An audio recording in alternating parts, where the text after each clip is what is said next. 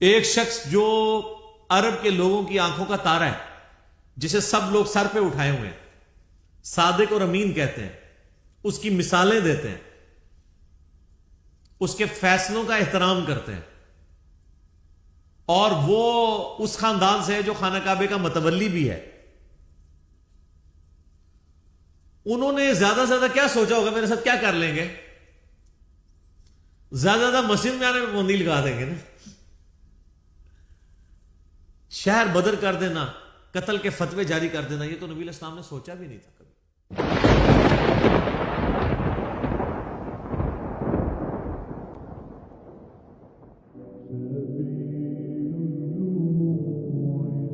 یہ جو سورۃ المدثر کی شروع کی آیات ہیں، یہ نبی صلی اللہ علیہ وآلہ وسلم پہ جو شروع کی وحی نازل ہوئی ہیں ان میں سے ایک ہے. صحیح بخاری اور صحیح مسلم دونوں میں حدیث موجود ہے کہ نبی صلی اللہ علیہ وآلہ وسلم پہ سب سے پہلی وحی نازل ہوئی تھی، اقرأ بسم ربک الذی خلق خلق الانسان من علق، سورۃ العلق کی ابتدائی 5 آیات. پھر اس کے بعد صحیح بخاری اور مسلم میں آتا ہے کہ نبی علیہ السلام پہ جو وحی کا سلسلہ تھا اس میں فترت کا پیریڈ آ گیا، ایسا پیریڈ جس میں آپ صلی اللہ علیہ وآلہ وسلم پہ کوئی وحی نازل نہیں ہوئی، اور اس کی وجہ سے آپ صلی اللہ علیہ وآلہ وسلم بڑے غم زدہ بھی تھے. آپ تو چاہتے تھے جلدی جلدی قرآن نازل ہو، اور اسی دوران کافروں نے طرح طرح کی باتیں بھی کرنا شروع کر دی. تو فترت کے پیریڈ کے بعد جو پہلی وحی نازل ہوئی ہے وہ سورۃ المدثر کی ابتدائی آیات ہیں. لہٰذا آپ صلی اللہ علیہ وآلہ وسلم پہ جو شروع کی وحی نازل ہوئی ہیں ان میں سے یہ بھی چند آیات ہیں. بخاری اور مسلم میں اس کی ڈیٹیل آتی ہے کہ آپ صلی اللہ علیہ وآلہ وسلم فرماتے ہیں کہ جو غار حرا میں مجھ سے ایک فرشتے کی ملاقات ہوئی، جو پوری ڈیٹیل بخاری مسلم میں آئی ہے کہ انہوں نے حضرت جبرائیل علیہ السلام انسانی شکل میں سامنے آئے اور ان کا اقرا پڑھیے، تو آپ صلی اللہ علیہ وآلہ وسلم نے کہا کہ میں پڑھا ہوا نہیں ہوں. 3 دفعہ یہ عمل ریپیٹ ہوا، اور پھر جبرائیل نے آپ صلی اللہ علیہ وآلہ وسلم کو اپنے ساتھ سینے کے ساتھ لگایا اور پھر پڑھایا، تو آپ صلی اللہ علیہ وآلہ وسلم نے یہ آیات پڑھی. بخاری اور مسلم میں یہ حدیث ملتی ہے کہ آپ علیہ السلام فرماتے ہیں کہ غار حرا میں جو مجھ پہ فرشتہ نازل ہوا تھا، پھر کچھ عرصہ کے لیے وہ مجھ پر نازل نہیں ہوا، اللہ کی آیات لے کر نہیں آیا. ایک دن اچانک میں نے یہ آبزرو کیا کہ مجھے کوئی شخص پکار رہا ہے. تو جب میں نے نگاہ اٹھا کر اوپر دیکھا تو پورے افق کے اوپر وہی فرشتہ چھایا ہوا تھا. اب ظاہر ہے کہ نبی علیہ السلام کے اوپر ایک دہشت طاری ہوگی. ایک انسان کے لیے تو یہ بڑا عجیب و غریب منظر ہے نا، کہ جہاں تک آپ کو منظر نظر آ رہا ہے کہ بندہ آپ کو اوپر نظر آ رہا ہے اور وہ آپ کو پکار رہا ہے. تو آپ علیہ السلام، بخاری مسلم کے الفاظ ہیں کہ دہشت کے مارے گر پڑے، اور پھر آپ صلی اللہ علیہ وآلہ وسلم واپس آئے اپنے گھر اور سیدہ خدیجہ سے کہا کہ مجھے کمبل اڑا دو. ایک تو وہ والا واقعہ بخاری مسلم میں جو سورۃ العلق کی شروع آیات میں ہوا تھا، اس میں بھی یہی الفاظ ہیں، جس میں پھر سیدہ خدیجہ کہتی ہیں کہ آپ اپنے رشتہ داروں کے ساتھ صلہ رحمی کرتے ہیں، آپ مہمان نوازی کرتے ہیں، آپ غریبوں کا بوجھ اٹھاتے ہیں، آپ لوگوں کا بڑا خیال رکھتے ہیں، اللہ تعالیٰ آپ کو تنہا نہیں چھوڑے گا. اس حدیث میں یہ الفاظ ہیں کہ جب یہ کمبل اڑایا گیا تو پھر اللہ تعالیٰ کی طرف سے اس فرشتے نے ندا دی اور یہ آیات پڑھی، یا ایھا المدثر قم فانذر وربک فکبر وثیابک فطہر. بسم اللہ الرحمن الرحیم. یا ایھا المدثر، اے چادر میں، اے کمبل میں لپٹنے والے، قم فانذر، اٹھ کھڑے ہو جائیے اور ڈر سنائیے. انذار تمام نبیوں کی دعوت کا مرکزی پوائنٹ ہوتا ہے. تبشیر بھی ہے لیکن وہ دوسرے نمبر پہ ہے، اس کے لیے جو دعوت قبول کر لے. جو مرکزی ٹاپک ہوتا ہے وہ انذار ہوتا ہے. انذار کہتے ہیں ڈر سنانا، کہ تم خود سے پیدا نہیں ہوئے، تمہیں اللہ تبارک و تعالیٰ نے پیدا فرمایا ہے، اور اس اللہ نے مرنے کے بعد تم سے تمہارے اعمال کا حساب لینا ہے. تم جواب دہ ہو اپنے رب کو. قیامت کے دن اللہ کے حضور تمہاری پیشی ہے. اس کے لیے جو ٹرم بولی جاتی ہے شریعت میں، اس کو کہتے ہیں انذار. ذال انذار، ڈر سنانا۔ قرآن حکیم یعنی انذار کا لفظ تو قرآن کا پورا تانا بانا ہی اس کے گرد گزرتا ہے۔ وَأُوحِيَ إِلَيَّ هَذَا الْقُرْآنُ لِأُنذِرَكُمْ بِهِ وَمَنْ بَلَغَ، سورۃ الانعام آیت نمبر 19۔ اے نبی علیہ السلام فرما دیجئے کہ قرآن مجھے اس لیے وحی کیا گیا، اس قرآن کے ذریعے میں تمہیں بھی ڈر سناؤں اور جس تک یہ دعوت پہنچے۔ تو یہاں پہ بھی ڈر سنانے کے لیے کہا جا رہا ہے کہ آپ دعوت و تبلیغ کا کام یعنی قیام النہار والا کام اعلانیہ شروع کر دیجئے۔ وَرَبَّكَ فَكَبِّرْ، اور اپنے رب کی بڑائی بیان کیجیے، یعنی بڑائی ایسی کہ جیسا حق ہے۔ ایک بڑائی تو اپنی زبان سے بیان کرنا ہے نا، وہ تو آپ دیکھ لیں ہماری اسلام کی جو عبادات سینٹرڈ اراؤنڈ جس کلمے کے ہیں نا وہ اللہ اکبر ہے۔ آپ جانور بھی ذبح کرتے ہیں تو کیا پڑھتے ہیں؟ بسم اللہ واللہ اکبر۔ صحیح مسلم میں تکبیرات موجود ہیں۔ پھر آپ عید کی جو تکبیرات ہیں جو صحابہ کرام سے نقل ہوئی ہیں، تابعین سے، المصنف ابن ابی شیبہ میں، اللہ اکبر لا الہ الا اللہ واللہ اکبر وللہ الحمد۔ پھر یہ بھی آئی ہیں اللہ اکبر کبیرہ والحمد للہ کثیرہ وسبحان اللہ بکرۃ واصیلہ۔ پھر سر جو آپ 5 وقت نماز پڑھتے ہیں، 17 فرض رکھتے پڑھتے ہیں، ہر رکعت میں جو انتقال ہے ایک رکن سے دوسرے رکن میں وہ تکبیر کے ساتھ ہے، سوائے رکوع سے اٹھتے وقت سمیع اللہ لمن حمدہ، باقی سب تکبیرات ہیں۔ 4 رکعت کی نماز کے اندر 22 تکبیرات آتی ہیں، 6 تکبیریں پہلی رکعت میں، 6 ہی تیسری میں، اور 5 تکبیرات دوسری رکعت میں اور 5 ہی چوتھی میں، یعنی ایون رکھتے جو ہیں ان میں اللہ اکبر آتا ہے 5 دفعہ، اور جو آڈ رکھتے ہیں تاک رکھتے ہیں ان میں اللہ اکبر آتا ہے 6 دفعہ۔ 22 تکبیرات۔ تو آپ ذرا یہ دیکھ لیں، پھر باقی نمازوں کی ساری پھر سنتیں ملائیں تو سب اللہ اکبر ہی ہے۔ تو یہ تو کلمات ہیں کہ آپ نے اللہ کی بڑائی بیان کرنی ہے، بڑائی اللہ کے لیے ہے۔ ویسے ہم لفظی ترجمہ کر دیتے ہیں اللہ اکبر، اللہ سب سے بڑا ہے، یہ سمجھانے کے لیے ہوتا ہے۔ اصل اس کی جو اپروپریٹ ٹرانسلیشن اردو میں بنے گی وہ یہ ہے کہ تمام بڑائیاں، تمام بزرگیاں اللہ کے لیے۔ عموماً ہم جب اردو میں بڑائی کا لفظ بولتے ہیں نا کہ کوئی بڑا ہے تو اس سے پھر ہمیں وہ ذرا سائز ذہن میں آنا شروع ہو جاتا ہے۔ اللہ تعالیٰ کے لیے تو اس طرح کی تمثیل نہیں ہے نا، لیس کمثلہ شیء وہو السمیع البصیر، اللہ کی مثل کوئی شے نہیں ہے، وہ سننے والا ہے، دیکھنے والا ہے۔ بڑائیاں، تمام طرح کی خوبیاں، بڑائیاں، بڑے سے بڑے آنر کا جو لفظ ہے، کوئی صفت ہے، وہ اللہ کے لیے خاص ہے۔ اسی کے تحت ہم یہ سمجھتے ہیں کہ اللہ تعالیٰ کو اگر کوئی شخص خدا کہہ کر یا گاڈ کہہ کر پکار لے تو یہ جائز ہے، کیونکہ کیپٹل جی سے جو گاڈ لکھا جاتا ہے انگلش میں، یہ اسی خدا کے لیے لکھا جاتا ہے جس کو سب مانتے ہیں۔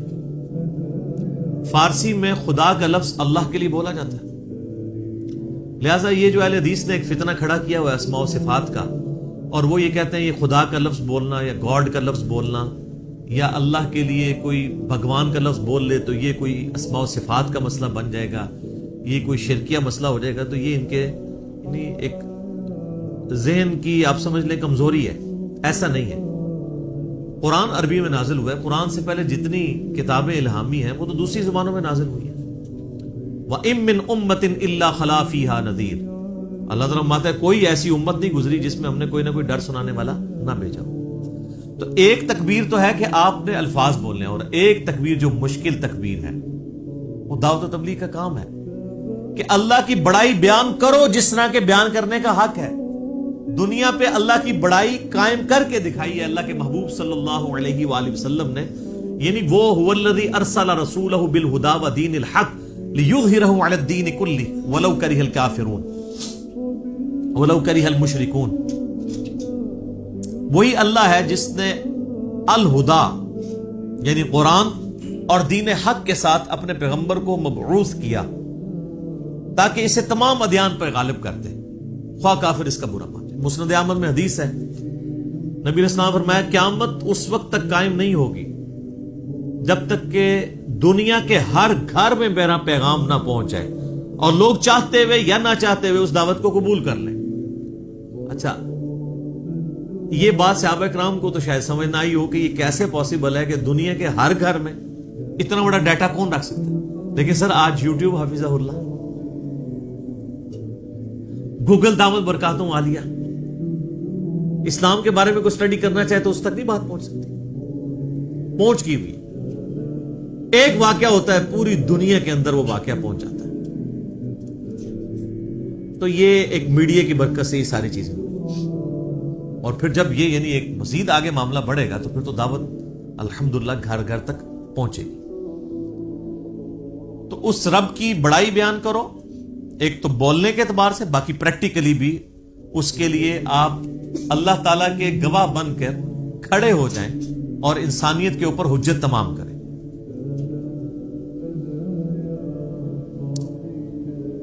جامعہ ترمذی میں ایک حدیث موجود ہے، دلائل النبوہ امام بیہقی کی کتاب میں بھی موجود ہے صحیح سند کے ساتھ، اور مشکات المصابیح کی 3 جلد کے اندر بھی آپ کو مل جائے گی.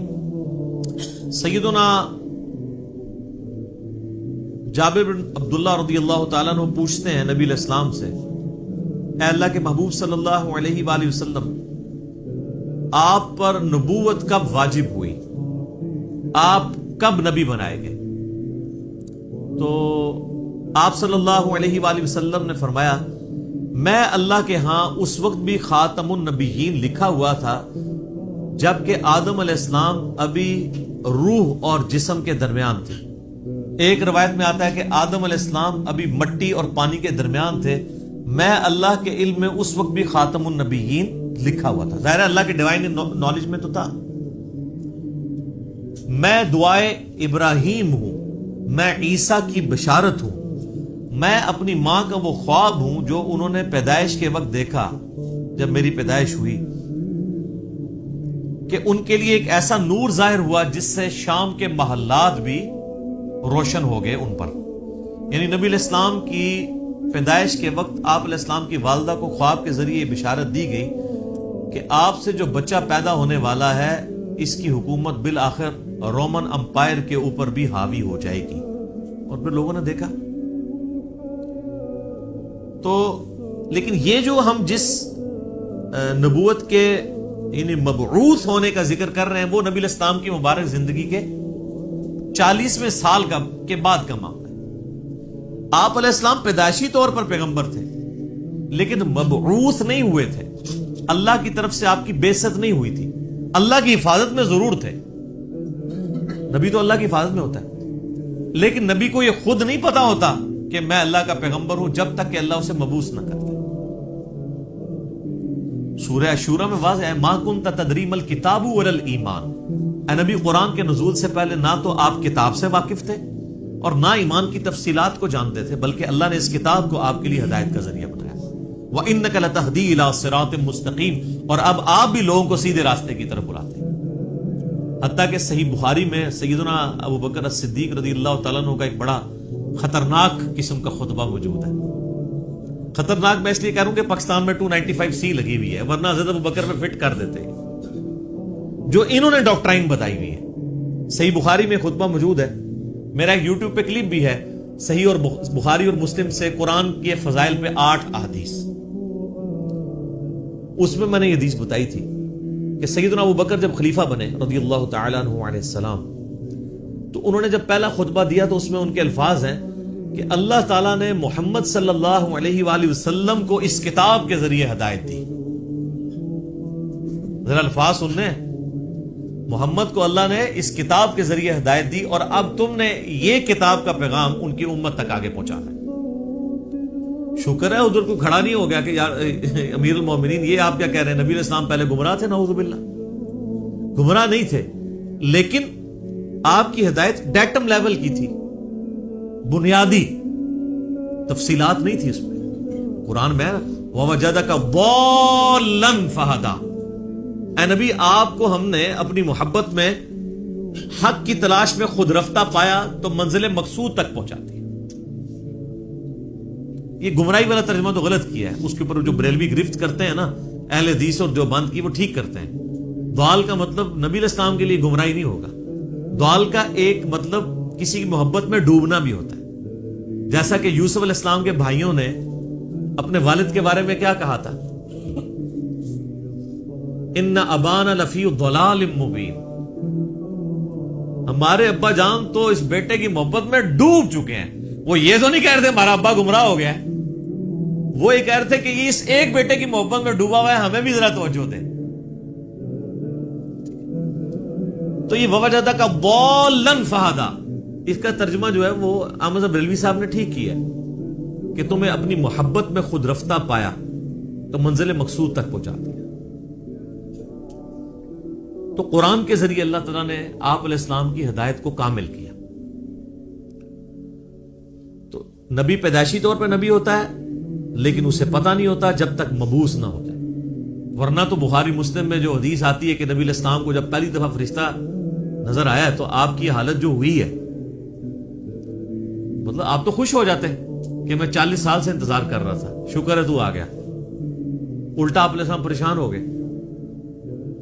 حتیٰ کہ بخاری مسلم کے الفاظ ہیں، سیدہ خدیجہ سلام اللہ علیہا ان کو اپنے کزن ورقہ ابن نوفل کے پاس لے گئی. انہوں نے جب نبی علیہ السلام کی کنڈیشن سنی، وہ نابینا ہو چکے تھے، انہوں نے کہا یہ تو وہی لگتی ہے، وہی والی وہی جو موسیٰ علیہ السلام پہ نازل ہوئی تھی. تو پھر انہوں نے کہا کہ عنقریب آپ کی قوم آپ کو نکال دے گی یہاں سے. ہائے ہائے ہائے ہائے. نبی علیہ السلام نے کہا کہ میری قوم مجھے یہاں سے نکال دے گی، یہ تو مجھ سے بڑی محبت کرتے ہیں. انہوں نے کہا کہ یہ دعوت ہی ایسی ہے، آپ سے پہلے جس جس پیغمبر نے اپنی قوم میں یہ دعوت بلند کی ہے نا، اسے اس کی قوم نے نکال ہی دی ہے. کاش میں اس وقت تک زندہ رہا تو میں آپ علیہ السلام کی مدد کروں گا، ورنہ وہ پہلے ہی فوت ہو گئے. ویسے تو ان کو وہ اسی لیے ان کو ہم صحابی کے طور پہ نہیں گنتے ہیں، کیونکہ نبی علیہ السلام اس وقت تک صرف نبی بن کے مبعوث ہوئے تھے، رسول نہیں بنے تھے. اس وقت سورۃ العلق کی آیات نازل ہوئی تھی.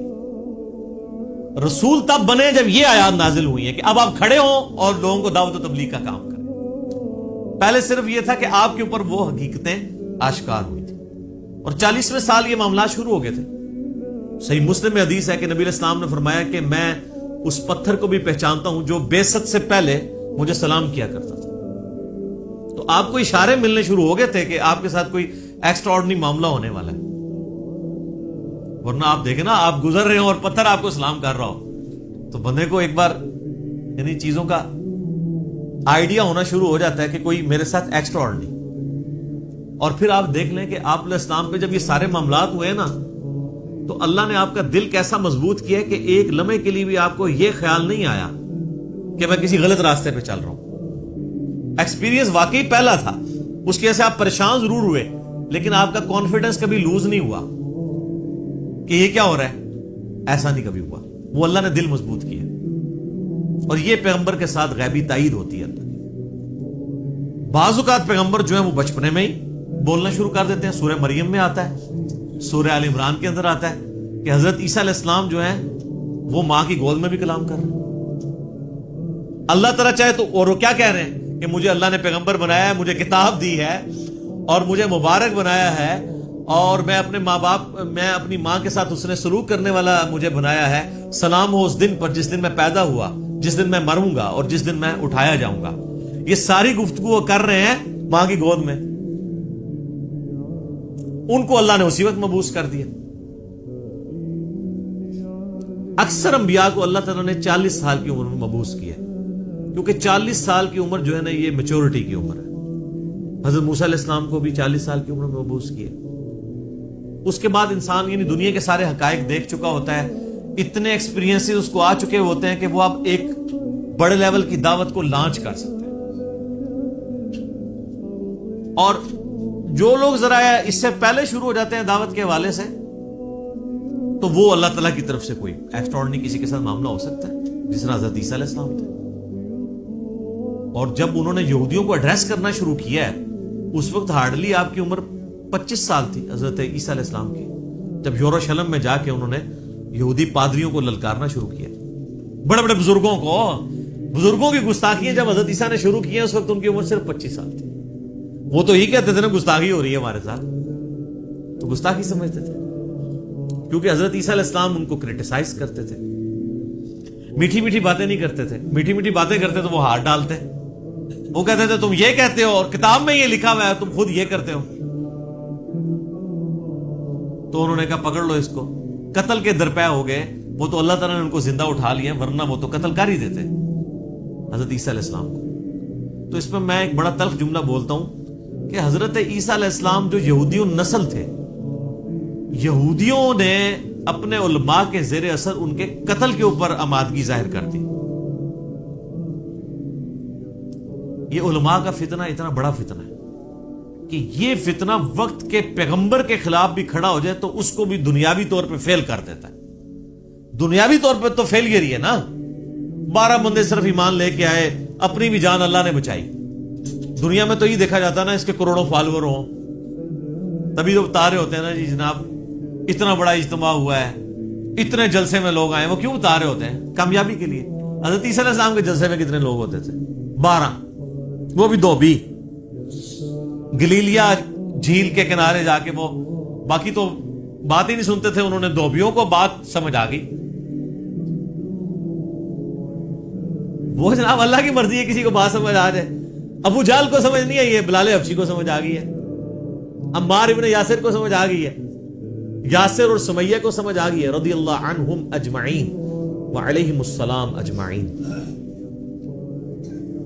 والذین جاہدوا فینا لنہدینہم سبلنا, جو لوگ کوشش کریں گے انہی کو بات سمجھیں.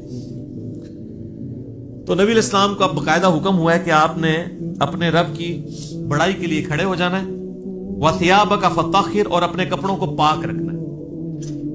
یعنی پیغمبر مبعوث ہوا ہے اور اسے کپڑوں کی پاکیزگی کا حکم دیا جا رہا ہے. اور صوفیاء کے ہاں جس نے سب سے زیادہ گندے کپڑے پہنے وہ اتنا بڑا بزرگ ہوتا ہے. Point to be noted. ہاں آپ تصوف کی کتابیں پڑھ کے دیکھیں سر, یہ تذکرۃ الاولیاء جو ایک سمجھ لیں مدر بک ہے تصوف کی, شیخ فرید الدین عطار المتوفا 632 ہجری, جس کے حوالے فضائل اعمال, فضائل صدقات, فضائل سنت, یہ سارے بزرگ بابوں کی کتابوں میں ملیں گے, جن سے اب طارق جمیل صاحب نے بھی اعلان برات کر دی ہے اللہ کے فضل سے. وہ سارے واقعات ادھر سے ہی چھاپے مارے ہوئے. اس میں آپ کو کئی بزرگوں کا ملے گا کہ ان کو جوئیں پڑی بھی ہوتی تھی, اگر کوئی جو نیچے گرتی تھی وہ اٹھا کے پھر رکھ لیتے تھے اوپر, کہتے تھے میرے اللہ کی مہمان ہے. لوگ کہتے ہیں سبحان اللہ. اور بخاری مسلم میں موجود ہے ایک صحابی کے سر میں جوئیں پڑ گئی اور نبی علیہ السلام کے ساتھ انہوں نے احرام یعنی باندھا ہوا تھا. تو انہوں نے کہا یا رسول اللہ مجھے یہ تو جوئیں پڑ گئی ہیں, جوئیں تنگ کر رہی ہیں, تو مجھے اجازت دیں میں بال منڈوا دوں. اب آپ جب تک احرام کی ساری پابندیوں سے آزاد نہیں ہوتے ہیں اس وقت تک تو بال نہیں منڈوا سکتے. پھر نبی علیہ السلام نے ان کو بال منڈوانے کی اجازت دے دی اور اس کے اگینسٹ پھر انہوں نے جو ہے نا وہ ایک دم بھی دیا. تو بعد کے بزرگ جو ہیں وہ جوئیں اٹھا کے اوپر رکھتے ہیں, گندے مندے رہتے ہیں. اور بلکہ سب سے بڑا بزرگ وہ ہوتا ہے جو گندا بھی نہ رہے, کپڑے ہی سارے اتار دے, اس کو سب سے بڑا بزرگ مانا جاتا ہے. وہ کہتے ہیں مجذوب ہے یہ, یعنی اللہ تعالیٰ کی محبت میں غرق ہو چکا ہے. یعنی اس کا مطلب ہے کہ اللہ کی محبت میں غرق ہونے کا مطلب یہ ہے کہ بندے کے کپڑے پہلے چلے جاتے ہیں. تو اللہ تعالیٰ کی معرفت سب سے زیادہ مخلوقات میں سے کن کو ہوتی ہے؟ انبیاء کو. تو کہیں ملتا ہے کہ انبیاء کرام علیہ السلام پہ جب اللہ کی محبت کا غلبہ ہوتا تھا تو وہ کپڑے اتار دیتے تھے؟ کہیں ملتا ہے ایسی بات؟ تو یہ پھر اس لیے ہم کہتے ہیں کہ انبیاء کا جو دین ہے وہ اور ہے, بابوں کا دین اور ہے, اور کتابوں کا دین اور ہے. یہ بابوں کا دین ہے اور کتابوں کا دین وہ ہے جو صحیح سند کے ساتھ صحابہ اکرام اہل بیت کے ذریعے اور بعد میں محدثین کے ذریعے دین ہم تک پہنچے. نبی علیہ السلام کو شروع کی وحی میں کہا جا رہا ہے کہ آپ نے اپنے کپڑوں کو پاک صاف رکھنا, روحانی طور پہ بھی پاک رکھنا ہے. یعنی ایک اللہ تعالیٰ نے جیسا کہ سورۃ الاعراف میں آتا ہے کہ تقویٰ کا لباس سب سے بہتر لباس ہے. تو وہ یعنی آنکھوں کی پاکیزگی, ہاتھوں کی پاکیزگی, ایک تو فزیکل نجاست سے بھی اور روحانی طور پہ بھی, حرام کی طرف نگاہ نہ اٹھے, ہاتھ حرام کی طرف نہ بڑھے. تو فزیکل نجاست بھی ختم کرنی ہے اور انٹلیکچوئل نجاست بھی ختم کرنی ہے. اور کیا کرنا ہے؟ وَالرُّجْزَ فَاهْجُرْ, اور بتوں سے بھی آپ نے دور رہنا. آپ علیہ السلام پیدائشی طور پہ ہی بتوں سے ہمیشہ دور رہے. اب اسٹرکٹلی آ رہا ہے کہ اس چیز کو آپ نے اب پریکٹس کرنا ہے. وَلَا تَمْنُن تَسْتَكْثِرْ، اور کسی پر احسان نہ کیجئے زیادہ لینے کی نیت سے. یعنی کسی کے ساتھ اگر آپ نیکی کر رہے ہیں تو دماغ میں یہ نہ رکھیں کہ میں اس کے ساتھ نیکی کر رہا ہوں تو یہ بدلے میں میرے ساتھ کرے گا. بے لوث ہو کے کریں، ایثار کے جذبے کے تحت. وَلِرَبِّكَ فَاصْبِرْ، ہائے ہائے یہ ہے بات. اپنے رب کے لیے صبر پھر اختیار کیجیے. یعنی آپ کو بتایا جا رہا ہے کہ آپ یہ معاملہ کوئی اتنا آسان نہیں ہونے والا. آپ ذرا دیکھیں جب یہ آیات نازل ہو رہی ہیں اس وقت تو آپ علیہ السلام کے تو دماغ میں بھی نہیں یہ بات کہ میرے ساتھ آگے ہونا کیا ہے. ایک شخص جو عرب کے لوگوں کی آنکھوں کا تارا ہے، جسے سب لوگ سر پہ اٹھائے ہوئے ہیں، صادق اور امین کہتے ہیں، اس کی مثالیں دیتے ہیں، اس کے فیصلوں کا احترام کرتے ہیں، اور وہ اس خاندان سے ہے جو خانہ کعبے کا متولی بھی ہے. انہوں نے زیادہ سے زیادہ کیا سوچا ہوگا میرے ساتھ کیا کر لیں گے؟ زیادہ سے زیادہ مسجد میں آنے میں پابندی لگا دیں گے نا، شہر بدر کر دینا، قتل کے فتوے جاری کر دینا. یہ تو نبی علیہ السلام نے سوچا بھی نہیں تھا کبھی. اب یہ جب یہ آیات نازل ہو رہی ہے کہ آپ نے صبر کا دامن نہیں چھوڑنا. اللہ کو پتا ہے میں نے کرنا کیا ہے اپنے نبی کے ساتھ. ظاہر ہے وہ تو اللہ تعالیٰ فرماتا ہے کہ ہم نے قرآن پاک میں مضمون کئی جگہ ہے کہ ہم نے تمام نبیوں کے مخالفین جن و انس میں سے اٹھائے ہیں. اللہ تعالیٰ کہتے ہیں ہم نے اٹھائے ہیں. مراد یہ کہ جب اٹھتے ہیں تو ہم انہیں اٹھنا دیتے ہیں تاکہ یہ کشاکش ہوگی تو پھر حق اور باطل کی کشاکش کے بعد پھر سچائی کی چاشنی فیل ہوتی ہے نا. اگر پیاس ہی نہ ہو تو ٹھنڈے پانی کی قدر کیا آئے گی؟ تو اللہ تبارک و تعالیٰ نے اپنے نبی کو بھی ان آزمائشوں سے گزارا ہے. انڈیویجول آپ علیہ السلام پہ بھی بہت آزمائشیں آئی اور اجتماعی طور پہ صحابہ اور اہل بیت پہ بھی آئی ہیں. لیکن جب یہ آیات نازل ہو رہی ہیں تو اب آپ یہ سمجھ لیں کہ یہ ابھی آپ علیہ السلام کے یعنی جو بخاری مسلم میں آتا ہے کہ آپ کے پیٹھ کے اوپر اوجڑی رکھی گئی اور آپ اٹھ نہیں سکے، یہ واقعہ نہیں ہوا. آپ کے گلے کے اندر صحیح بخاری مسلم میں آتا ہے کہ وہ ڈالا گیا کپڑا اور اتنی زور سے دبایا گیا کہ قریب تھا کہ آنکھیں ابل آتی. یہ واقعہ نہیں ہوا. طائف کا واقعہ نہیں ہوا کہ جس میں پتھر اتنے مارے گئے کہ مبارک خون سے جوتیاں بھی بھر گئیں. یہ واقعہ نہیں ہوا. پھر قتل کے فتوے کے رات کے وقت سیدنا ابوبکر کو ساتھ لے کے اور مولا علی کو اپنے بستر پہ لٹا کے آپ علیہ السلام ہجرت کے لیے نکل گئے. یہ واقعہ بھی نہیں ابھی ہوا. اور سر پر مدینے میں تو لائف ہی پوری ڈائنامک. جاتے ہی یہودی متھے مارے لگ گئے، جا کے منافقین اوپر سے کلمہ پڑھ لیا، پیچھے سے وہ یعنی جڑیں کاٹتے رہے.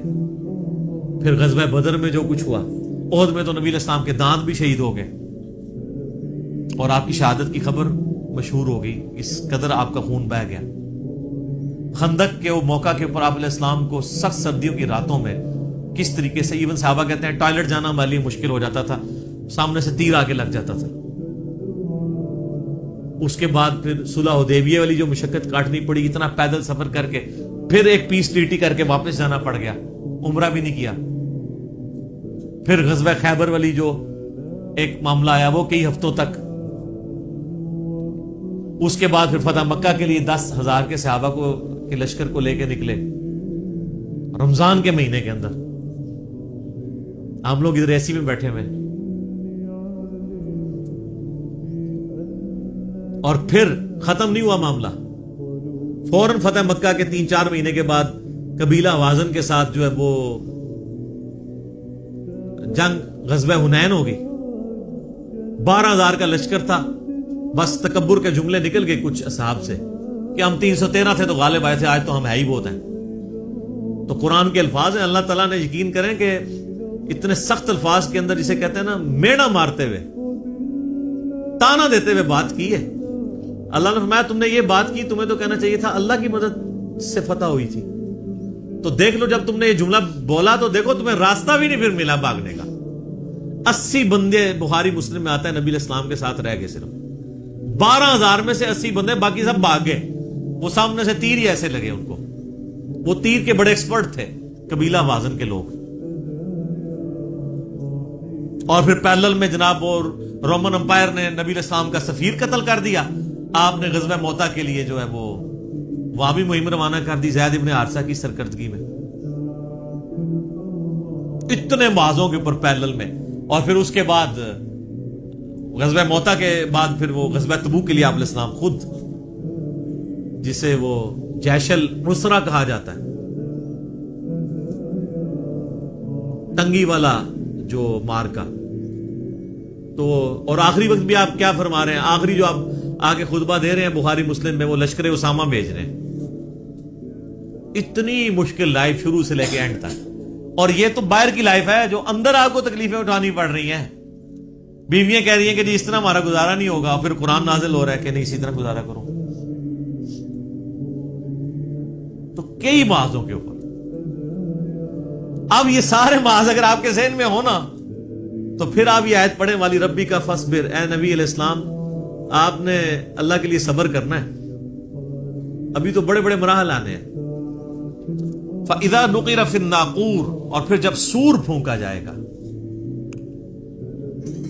فَذَلِكَ يَوْمَئِذٍ يَوْمٌ عَسِيرٌ، تو وہ دن بڑا سخت ہوگا.